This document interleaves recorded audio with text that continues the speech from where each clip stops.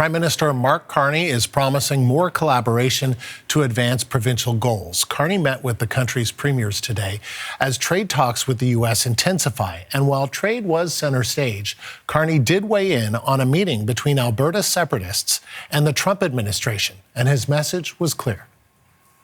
I expect the U.S. administration to respect Canadian sovereignty. I'm always clear in my conversation with President Trump to that effect, and then move on to what we can do together.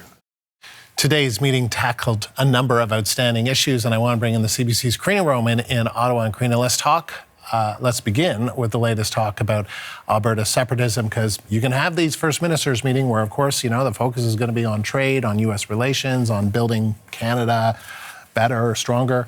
But the news of the week has been, a lot of it's been around these meetings that took place.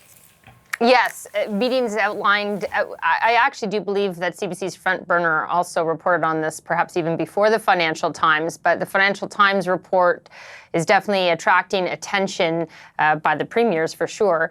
The group behind the Alberta separatist movement, according to the Financial Times and others, has met covertly with U.S. State Department officials in Washington 3 times since last April, and seeking to have another meeting, this time to ask for a $500 billion credit facility, or it's a loan mechanism, to help bankroll the province if a referendum is passed. A referendum that hasn't even been called yet, because there are prerequisites to get to that stage.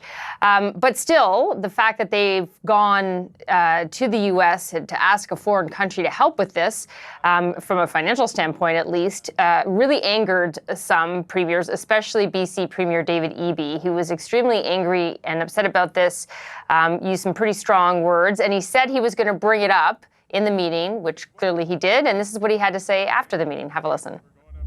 This is a country we have to fight for. And there are lots of people who would like to take it from us.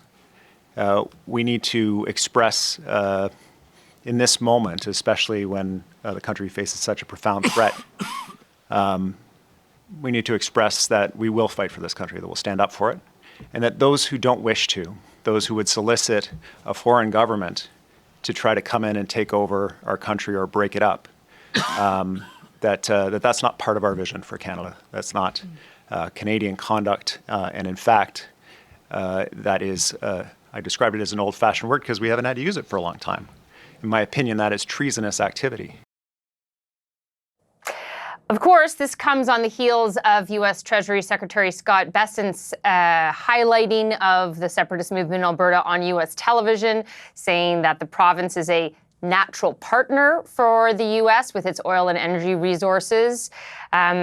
Of course, Alberta Premier Danielle Smith also at that table with the premiers, and the Prime Minister was asked about this. She said she would not denounce the actions of Alberta separatists, which she counts as about 1 million Albertans, and many who probably see themselves aligned with her party. But that doesn't mean that she supports these meetings. Have a listen to how she approached it. The U.S. administration would respect Canadian sovereignty, and that they would confine their discussion about Alberta's democratic process to Albertans and to Canadians. And I will raise that with my delegate in Washington, so he can raise it with members of the administration. And I will raise it with my delegate in Ottawa, so he can raise it with the U.S. ambassador. Now, a meeting of the premiers and the Prime Minister probably wouldn't be complete without conversation about Quebec separatism as well, especially in light of this movement in Alberta. With the PQ up in the polls in that province, an election coming later this year, Ontario Premier Doug Ford being quite outspoken, saying it would be disastrous if the PQ won. Outgoing Premier François Legault saying he politely warned his Premier colleagues to perhaps not be so loudly opinionated on the matter, that Quebecers don't like being told what to do. Manitoba Premier Wab Kinew once again trying to find the lighter side of things and referring to what tensions there are, and pointing to this latest point of contention between him and Doug Ford, for example, over the Crown Royal whiskey brand. Don't go as far to say he was making light of it, but he was kind of making light of it. Have a listen. The fact that we come out here at every press conference and there's always, trying to find the divisions and trying to find the things that we're not united on. They want there to be a heated rivalry between Doug Ford and I, but we're on the same team. I want you to We're going into the corners together. I want you to just take that Right image. for Team Canada. The heated rivalry between Doug Ford and Wild Canoe.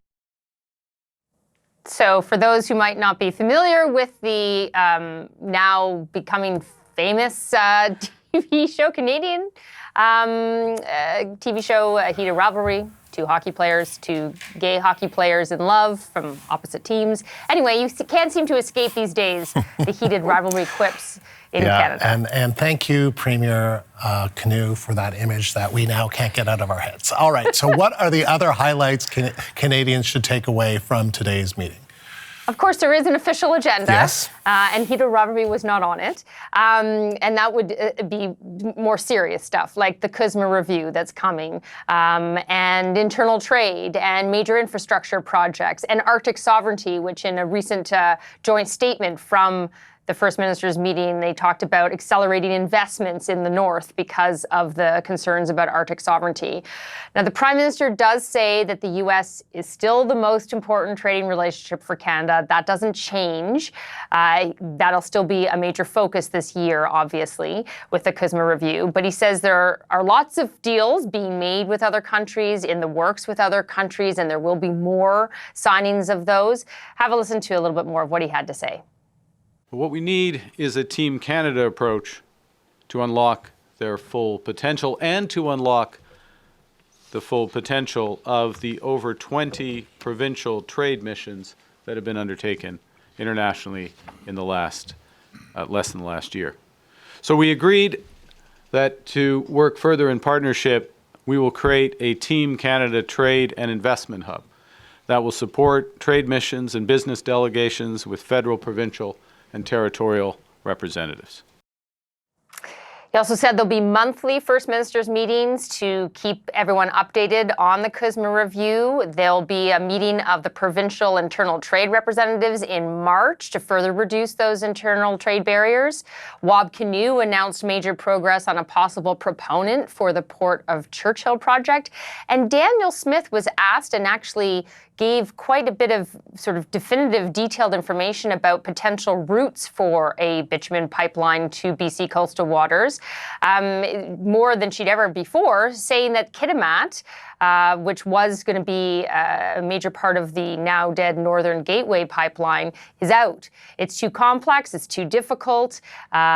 She's heard the concerns about that, so saying that they're looking for a route that is easier, safer, and would get more buy-in from coastal First Nations. Karina, thank you. That is the CBC's Karina Roman live in Ottawa.